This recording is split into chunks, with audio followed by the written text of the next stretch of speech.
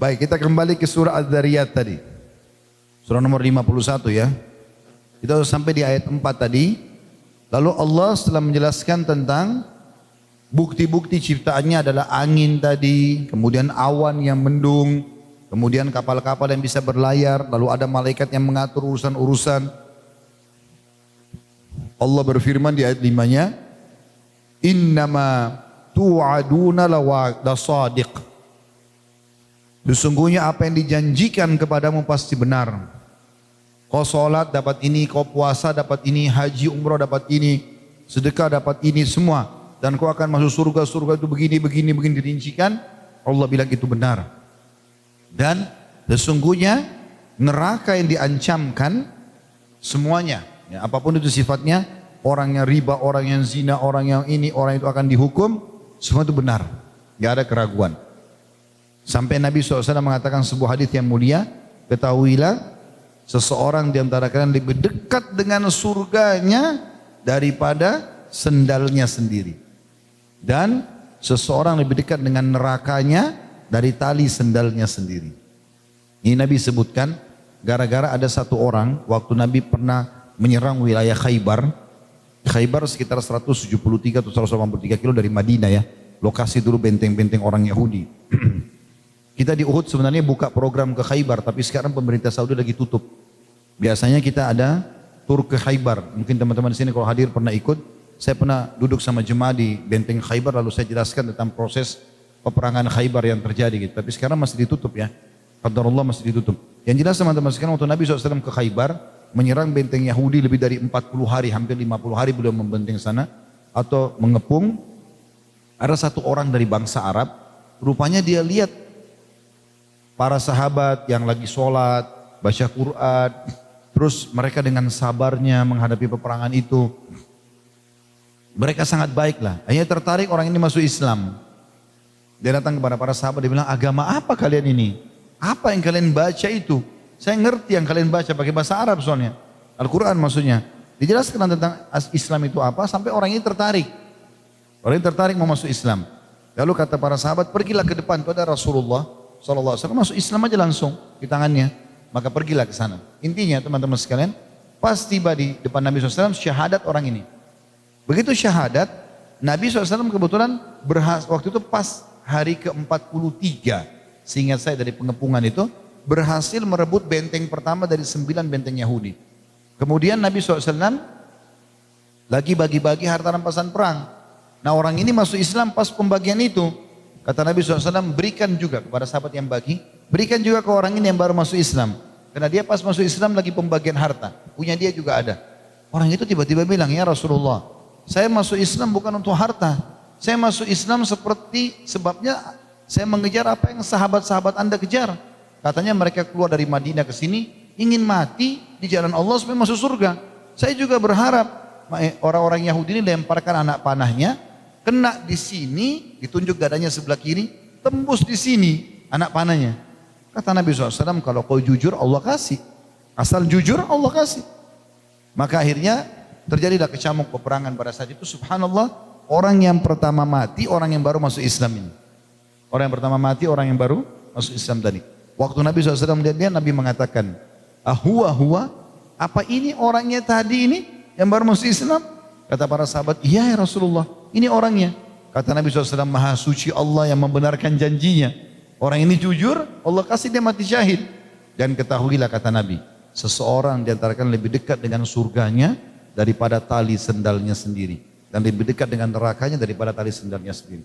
Bapak Ibu bangun tidur, kayak kita sekarang Allah masih kasih umur, sholat, azan sholat. Ada orang miskin sedekah, baca Quran, zikir pagi petang, berbakti sama orang itu, buat kebaikan, jauhi dosa-dosa. Mati demi Allah masuk surga.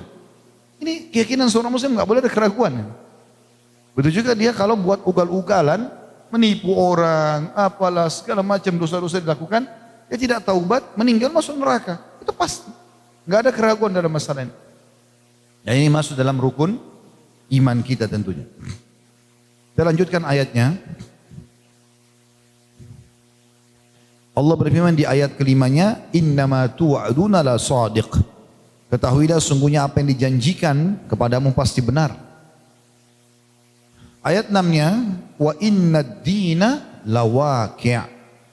Sesungguhnya hari pembalasan pasti terjadi. Hari kiamat pasti terjadi. Kali ini kita ini bukan anak dunia ya. Kita ini anak akhirat. Ayah kita Adam alaihissalam dengan ibu kita Hawa alaihissalam, Allah ciptakan untuk menjadi penghuni surga. Di sini kita cuma mampir. Allah berikan kita di sini syarat-syarat, ya, kewajiban-kewajiban, sunnah-sunnah dan larangan-larangan. Siapa yang patuh kembali lagi ke surga, yang tidak kembali ke neraka. Maka Allah mengatakan masalah itu. Ingat, semua itu pasti terjadi, pembalasan. Dalam ayat yang lain, wa may ya'mal mithqala dzarratin khairan yara. Siapa yang berbuat seperti biji sawi dari kebaikan pasti dia akan lihat. Wa may ya'mal mithqala dzarratin syarran yara. Siapa yang berbuat seperti sekecil biji sawi dari keburukan pasti dia akan lihat. Lalu Allah menjelaskan lagi tentang kemahakuasaannya. Ayat 7-nya, was-samaa'a dzatil hubuk. Demi langit yang mempunyai jalan-jalan. Jadi langit ini punya jalan-jalan cuma kita tidak tahu. Tempat malaikat bolak-balik melaporkan amal, ya. Melaporkan amal. Lalu dikatakan di ayat 8-nya, innakum lafi qaulin mukhtalif. Sesungguhnya kamu benar-benar dalam keadaan berbeda pendapat. Benar enggak sih? Ada yang mengatakan enggak benar, ini pasti akan terjadi. Ada saja manusia menolak, walaupun fakta-fakta sudah ada. Dan tujuan pengajian kita ini justru untuk menanamkan dan menambah keyakinan tentang kebenaran semua ini. Lalu ayat 9 dikatakan, yu'faku anhu man ufik. Dipalingkan darinya, maksudnya Rasul dan Al-Quran, orang yang dipalingkan. Jadi ada orang memang yang Allah tahu hatinya baik, Allah tunjukkan dia, Allah lunakkan hatinya, mau menerima kebenaran. Ada orang yang memang dasarnya membangkang, ya kasus Fir'aun, didakwai Nabi Musa AS lebih dari 10 tahun, tetap nggak mau, tetap ngotot, gitu kan? Bayangkan Bapak Ibu sekalian, Fir'aun itu Allah datangkan banyak sekali tanda-tanda kebesarannya. Allah ganti sungai Nil itu jadi darah sebagai hukuman. Dan uniknya kalau Fir'aun sama pengikutnya yang tidak beriman pada Nabi Musa mau minum, air itu putih, airnya biasa. Begitu mau minum jadi darah. Kalau Bani Israel pengikut Nabi Musa yang mau minum jadi air. Pernah terjadi ada salah satu pengikut Nabi Musa lagi mau minum air, dikerumuni oleh prajurit-prajurit Fir'aun lalu dirampas air itu. Kemudian mereka mau minum berubah jadi darah. Tanda-tanda kebesaran. Dan ini Nabi Musa sudah bilang, ini peringatan dari Allah. Kalau kalian beriman akan dikembalikan. Lalu mereka bilang, kami akan beriman hai Musa, mintalah kepada Tuhanmu agar dihilangkan ini. Nabi Musa berdoa depan mereka, lalu Allah ubah sungai Nil yang darah menjadi air. Tapi tidak beriman juga. Allah datangkan satu negeri kata, ribut kata. Yang didatangi kata ini hanya rumah orang-orang yang kafir. Orang beriman tidak. Juga sama. Mereka hanya menganggap ini sihirnya Nabi Musa. Lalu mereka datang kepada Musa, hai Musa mintalah kepada Tuhanmu agar menghilangkan dari kami ini. Allah hilangkan. Mereka tetap kufur lagi. Allah datangkan ya kumal itu kayak kutu ya, yang menggigit badan-badan mereka, menghabiskan semua perbekalan makan mereka dan segala macam. Tetap juga tidak mau. Sama kasusnya sampai terakhir Nabi Musa alaihissalam mau dibunuh oleh Fir'aun baru Allah tenggelamkan. Jadi memang ada orang subhanallah yang cengkal nggak mau, kan? Tidak mau beriman, maka Allah datangkan tanda-tanda kebesarannya. Beruntunglah teman-teman sekalian kalau sampai kepada kita peringatan, kita ambil lalu kita beriman dan kita amalkan. Itu paling enak. Kita sebenarnya orang beriman ini teman-teman sangat dimanjakan oleh Allah. Karena Allah kenalkan dirinya, ini loh aku Tuhan kalian Allah. Alhamdulillahirabbil alamin, ayat pertama, ayat kedua Al-Fatihah, bacalah itu. Segala puji bagi Allah Tuhan alam semesta. Yakini itu, kerjakan perintah, tinggalkan larangan, maka akan aman. Kita dimanjakan oleh Allah SWT. Ada orang-orang susah mencari Tuhan. Kita kalau sudah beriman luar biasa, itu karunia dari Allah SWT harus kita syukuri. Lalu Allah bilang ayat 10-nya. Setelah semua informasi ini, kalau masih ada yang kufur juga, mendustakan, kata Allah, kutilal kharrasun. Terkutuklah orang-orang yang banyak berdusta. Mereka mendustakan, tidak ada Allah, tidak ada malaikat, nggak ada akhirat, Al-Quran nggak benar. Nah, siapa yang bilang orang mati dibangkitkan nanti dan seterusnya. Allah bilang di ayat 11-nya, yang dianggap terkutuk ini diangkat keberkahan hidupnya, alladzina hum fi ghamratin sahun, yaitu orang-orang yang terbenam dalam kebodohan dan lalai. Terus menerus lalai. Gak mau patuh, gak mau menikmati yang halal, gak mau meninggalkan yang haram. Padahal sebenarnya halal itu lebih banyak daripada yang haram. Sudah sering kita bahasakan itu ya. Kalau Allah haramkan babi, maka Allah ganti dengan sapi, kambing, ayam, kelinci, semua hewan air. Lalu kenapa babi? Untuk apa? Allah datangkan babi itu hanya sebagai cobaan. Patuh enggak? Mirip seperti Bapak Ibu kerja di perusahaan. Tentu begitu kita masuk mau melamar, perusahaan akan sampaikan. Nanti kalau Anda diterima akan dapat gaji sekian. Jam kerjanya begini, ada mobil kantor, ada apalah macam-macam fasilitas disebutkan. Tapi itu kan perusahaan akan bilang, tapi kalau Anda melanggar kena hukuman ini. Tentu perusahaan tidak berharap melanggar. Berharap kita memberikan ilmu kita kepada mereka, mereka juga membayar imbalannya gitu kan. Jadi sebenarnya ancaman di perusahaan itu hanya sebagai peringatan, cobaan saja. Ya kalau ada yang melanggar baru kena gitu kan. Ya seperti itulah kurang lebih. Jadi yang haram itu Allah suruh kita pelajari untuk dijauhi. Ini babi haram ya, gak usah bilang, saya mau coba dulu kenapa Allah haramkan. Enak nggak dagingnya? Nggak perlu. Udah Allah ganti dengan sapi, kambing, ayam, kelinci, unta, banyak. Kenapa harus itu? Khamar haram. Allah ganti dengan madu, sirup, air putih, susu. Kenapa harusnya haram? Allah larang zina. Allah ganti dengan nikah. Sama saja. Lampisan biologis kan gitu. Kenapa harus yang haram? Seperti itulah. Jadi Allah mengatakan sungguh terkutuk orang-orang yang justru mendustakan semua itu. Yaitu orang-orang yang terbenam dalam kebodohan yang lalai. Terus menerus tidak mau beriman. Ayat 12-nya, yas'aluna ayyana yaumuddin. Mereka bertanya, bilakah hari pembalasan itu? Memang kapan tuh kiamat? Kalau cerita kiamat ini kapan terjadi? Gitu. Lalu Allah mengatakan di ayat 13-nya, yaumahum 'alan nari yuftanun. Hari pembalasan itu pasti datang, yaitu pada hari ketika mereka diazab di atas api neraka. Di pada saat itu mereka akan menyesal nanti. Baca ayat-ayat Al-Quran menjelaskan mereka akan menyesal, mereka tertunduk, terhina ya, di depan neraka itu. Ya. Ayat 14-nya, Dzuku fitnatakum hadzal ladzi kuntum bihi tasta'jilun. Dikatakan kepada mereka pada saat itu, pada saat mereka sudah masuk ke neraka, rasakanlah azabmu ini. Inilah azab yang dulu kamu minta untuk disegerakan. Mana itu neraka? Mana itu siksain dan itu? Masa sih? Dan seterusnya. Maka Allah pada saat mereka masuk ke neraka mengatakan, kalau gitu rasakan sekarang. Coba selamatkan diri kalian. Dan banyak sekali ayat-ayat Al-Quran menceritakan penyesalan mereka. Banyak sekali. Ya. Kemudian ayat 15-nya Allah membalik menceritakan tentang orang yang bertakwa. Orang yang patuh. Innal muttaqina fi jannatin wa uyun. Sesungguhnya orang-orang yang bertakwa itu berada pada dalam taman-taman surga dan mata-mata air. Terutama mata air. Ayat 16-nya, akhidina ma atahum rabbuhum innahum kanu qabla dzalika muhsinin. Sambil mereka menerima segala pemberian Rabb mereka. Sesungguhnya mereka sebelum itu di dunia adalah orang-orang yang berbuat kebaikan. Mereka selalu Allah perintahkan kerjakan. Dan memang apa yang agama perintahkan ini Allah perintahkan semua baik ya. Jujur, amanah, tanggung jawab, bakti sama orang tua, jenguk orang sakit, apalah ya, senyum dan seterusnya. Dan Allah janjikan janji yang benar, pahalanya ini, pahalanya ini, pahalanya nanti masuk surga, surga itu begini, begini, begini. Dan Allah yang Allah larang semuanya buruk, bohong, menipu, memukul, menggunjing, mencela, mencuri, semua dilarang.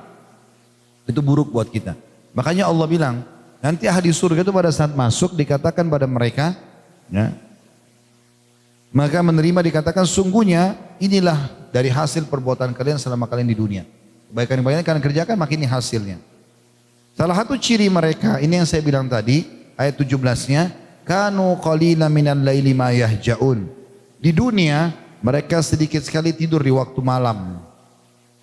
Kata ulama tafsir yang maksud dengan sedikit tidur malam adalah mereka tidur dari awal malam selepas Isya dan mereka setelah itu menghabiskan sisa malamnya di sepertiga malam dengan sholat malam. Jadi bukan berarti tidur sedikit itu cuma sejam setengah jam, bukan.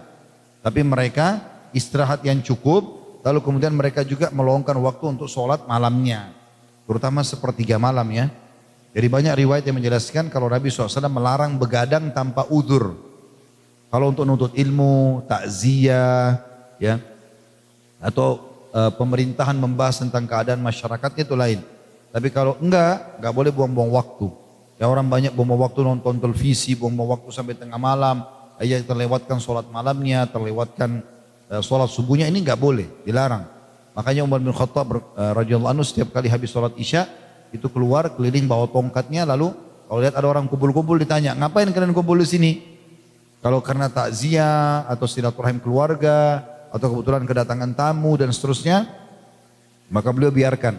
Tapi kalau karena hanya buang-buang waktu, ngobrol-ngobrol kosong, ya kalau kita sekarang banyak tontonan-tontonan yang tidak ada gunanya, bahkan menjauhkan dari keimanan, maka itu dipukul oleh Umar. Sambil Umar mengatakan, bubarlah. Apakah kalian membuang-buang waktu akhirnya membuat sholat malam dan subuh kalian lewat? Kemudian di akhir malam setelah tahajud, mereka di ayat 18 dikatakan wabil ashari hum yastaghfirun, dan selalu memohon ampunan di waktu pagi sebelum fajar. Ashar sahur, ya sama waktu sahur ya. Jadi sejam, 2 jam, 3 jam sebelum subuh ya. Kayak di Mekah ini, di Madinah biasa saya lihat Masya Allah jemaah banyak mengerjakan sholat malam. Itu sangat bagus ya. Usahakan dijaga kalau pulang dari Indonesia. Ibadah itu bukan cuma di Mekah sama Madinah. Ya. Tapi tujuannya Bapak Ibu Allah mudahkan berangkat ke sini. Allah mudahkan kesehatan, Allah mudahkan rezeki. Waktu semua ini agar Bapak Ibu ambil pelajaran pulang diterapkan di Indonesia. Sayang sekali kalau tidak dilakukan lagi itu di Indonesia ya. Makanya pernah ada jemaah tanya saya, Ustaz, kami kok kalau di sini enak sekali rasanya dekat sama Allah, bahkan mati besok pun mungkin sudah siap, gitu kan? Karena sudah rasa dekat sama Allah ibadahnya. Kenapa di Indonesia tidak seperti itu ya Ustaz? Saya bilang Bapak Ibu tinggal lihat programnya. Apa yang diterapkan sini diterapkan enggak di Indonesia? Azan ke masjid, baca Quran, zikir, berdoa, dengar pengajian, itu dikerjakan sama kok, terasa, gitu kan? Walaupun di sini lebih besar pahalanya, gitu kan? Seperti itu. Kemudian ciri mereka juga di surga adalah selain mereka suka sholat malam, wa fi amwalihim haqqun lis-sa'ili wal mahrum, dan mereka pada harta-harta mereka ada hak untuk orang miskin yang meminta dan orang miskin yang tidak meminta. Jadi perlu digarisbawahi di sini teman-teman sekalian. Sedekah itu ada 2 macam ya. Ada sedekah yang secara umum. Sedekah umum, maksudnya sedekah umum itu begini. Dia bersedekah kapan orang minta. Kalau orang minta dia kasih. Itu umum, sedekah umum. Ada sedekah khusus teman-teman sekalian. Ini kelasnya lebih tinggi pahalanya. Yaitu bersedekah tanpa nunggu orang minta. Itu penting. Jadi kita harus paham teman-teman sekalian. Sedekah yang kita keluarkan itu, kita lebih butuh untuk mengeluarkan daripada orang yang menerimanya. Jadi perlu ditanamkan dalam jiwa kita, karena kadang-kadang kita ini bersedekah, kita pikir orang itu yang butuh. Sebenarnya kita harus tanamkan dalam diri kita, kita lebih butuh daripada orang itu. Itu perkataan seorang tabi'in masyhur Abdullah bin Mubarak rahimahullah. Beliau mengatakan semestinya seseorang di antara kita menanamkan dalam dirinya perasaan lebih butuh terhadap uang yang dia sedekahkan kepada fakir daripada orang fakir itu yang butuh untuk menerimanya. Karena dalam kisah yang lain beliau setelah mengumpulkan hartanya banyak lalu beliau sedekahkan, lalu beliau senyum padahal hartanya habis dibagi-bagikan. Lalu orang-orang di sebelahnya muridnya tanya, kenapa anda senyum? Hartanya habis. Kata dia, lihatlah orang-orang ini. Mereka membawa amal-amalku ke timbangan amal hari kiamat tanpa diupah sedikit pun. Uang yang mereka ambil, dibeli baju, beli makan, habis. Tapi nilai itu kita bawa ke timbangan amal kita pada hari kiamat. Jadi kita tidak boleh faham teman-teman, kalau kita sedekah ke orang berarti kita yang lebih butuh, orang itu lebih butuh. Enggak, kita lebih butuh kepada mereka. Makanya Abdullah bin Umar, Abdullah bin Abbas, dan sahabat-sahabat Nabi yang lain ridwanullahi alaihim, itu kalau setiap hari mereka buka pintu ada orang miskin depan rumahnya, dikasih sama dia. Pernah orang-orang miskin ini enggak datang, entah kemana. Dia keluar cari untuk memberi kepada orang-orang tersebut. Jadi memang memberi harta kepada orang yang tidak tunggu dia minta, itu pahalanya lebih besar. Jadi memang sengaja kita keluar untuk bersedekah. Kemudian dikatakan di ayat 20-nya, wa fil ardi ayatun lil mukinin, dan di bumi itu terdapat tanda-tanda kekuasaan Allah bagi orang-orang yang yakin. Tumbuhnya dari bibit-bibit pohon, buah-buahan, ya. Jadi teman-teman kalau makan anggur, ya ini mungkin buah yang paling sering kita lihat ya. Saran saya, sebelum teman-teman kalau misalnya masuk supermarket mau beli anggur deh, terus tiba-tiba di benak kita saya mau makan anggur hitam misalnya, atau anggur hijau atau anggur merah, anggur yang mana saja misalnya. Sebelum kita milih-milih semua itu, ataupun pada saat kita sudah beli, anggaplah kita pilih anggur hitam. Sebelum dimakan teman-teman sekalian, coba renungi baik-baik. Ambil setiap kali kita mau lakukan satu kegiatan, termasuk yang rutin kita kerjakan, kayak makan, kayak minum, berpakaian, selalu hubungkan dengan penambahan iman kita. Pertanyaan sederhana, sebelum kita petik anggur dari tangkainya, siapa yang menancapkan anggur di tangkai-tangkai itu? Pernah gak kita merenungi itu? Siapa yang memberikan warna hitam itu pada anggur? Yang ini anggur juga namanya tapi hijau, ini anggur juga namanya tapi merah. Siapa yang mengatur ukurannya? Siapa yang membuat kulitnya selembut itu, dagingnya isinya selembut itu, cita rasanya, dan seterusnya. Itu tidak mungkin kalau tidak ada pencipta. Saking lemahnya kita manusia, anggur yang sudah kita petik dari tangkainya nggak bisa kita tancapin kembali. Perhatikan baik-baik semua itu. Mungkin teman-teman kita di Indonesia tidak asing dengan durian. Siapa yang buat kulitnya bisa setajam itu? Di dalamnya ada buah yang begitu lembut, wangi dan disukai. Itu juga dengan manggis, itu juga dengan yang lainnya semua. Dan itu tidak pernah habis stoknya. Selalu ada. Kalau Anda mengatakan itu kan petani, berapa petani yang mengerjakan itu? Penelitian sudah diadakan teman-teman sekalian, ternyata pengelolaan yang dilakukan oleh manusia dalam lahan-lahan di muka bumi ini, itu masih sangat kecil dibandingkan dengan hutan belantara yang luas. Gak ada manusia yang merawatnya, tapi tumbuh-tumbuhannya penuh, buah-buahannya penuh, dan tidak ada yang urus dari manusia. Kalau manusia semua disibukkan untuk mengelola hutan, maka tidak habis, mereka tidak punya kegiatan yang lain. Karena luasnya hutan-hutan tersebut. Jadi kita harus ambil pelajaran itu. Mau minum air, air ini apa komposisinya? Siapa yang buat ini? Kemudian juga kalau kita mau yang lainnya lah, ya apa saja ya, yang kita mau lakukan, kita masuk pakaian atau di tubuh kita sendiri, nanti kita lihat di sini Allah mengatakan juga dalam diri kalian pun ada tanda-tanda kebesaran Allah. Bukan cuma bumi, dalam diri kalian pun ada kebesaran, nanti kita jelaskan itu. Jadi Allah mengingatkan di sini, wa fil ardi ayatun lil mukinin, dan di bumi itu terdapat tanda-tanda kekuasaan Allah bagi orang yang mau, yang yakin.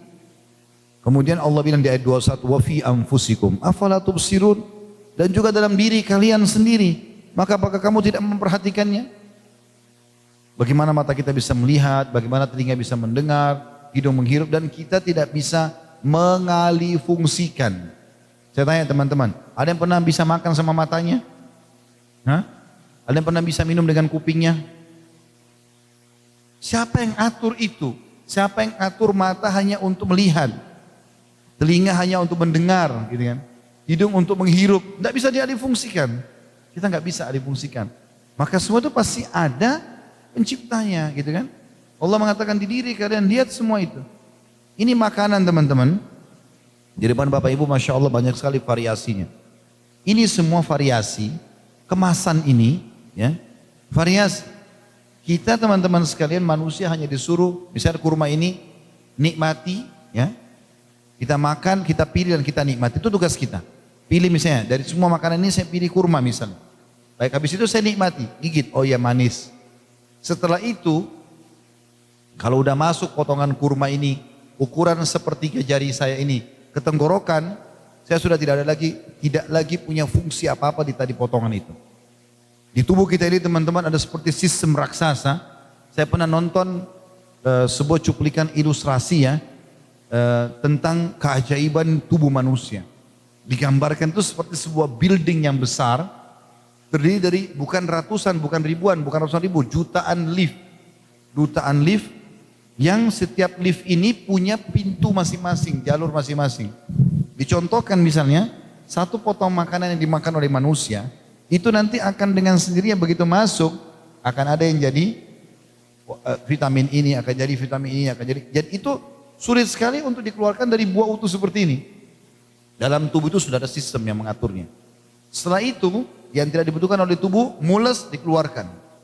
Dan tidak ada yang bisa tahan mules. Ada yang bisa tahan mulesnya? Hah? Itu kalau tinggal di tubuh kita teman-teman, bisa mati kita, itu racun. Baunya busuk segala macam. Dari mana sistem ini?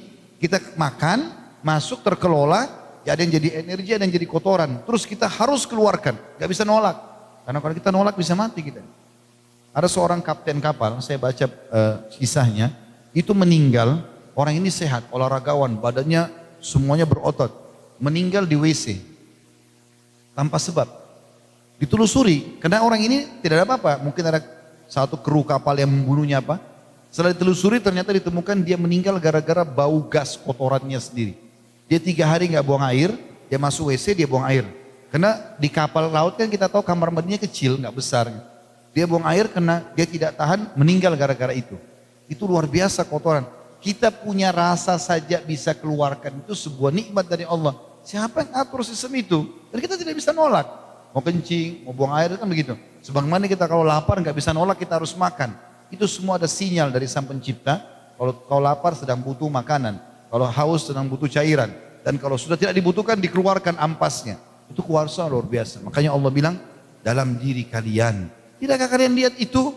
Kalau ada Pencipta, ini Allah katakan gitu.